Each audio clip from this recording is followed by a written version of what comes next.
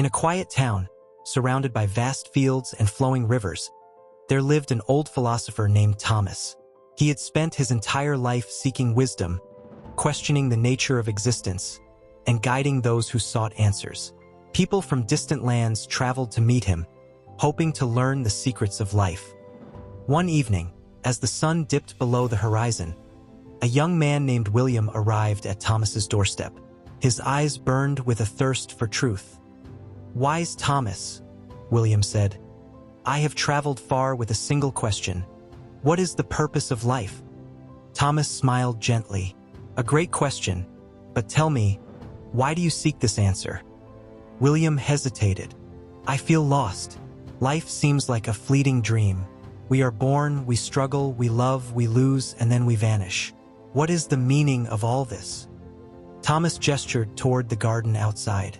"Look at that tree," he said. "It grows without questioning its purpose. The river flows without doubt. The birds sing without asking why. Why must humans alone demand meaning?" William thought for a moment. "Because we can. Unlike the tree, the river, or the bird, we have the ability to question. Surely, that must mean something." Thomas nodded. "Indeed, but have you considered that the question itself is the answer?" William frowned. "I don't understand." Thomas stood up and led William to the riverbank. The water shimmered under the moonlight. Imagine a fish that suddenly gains the ability to ask, "Why do I swim?"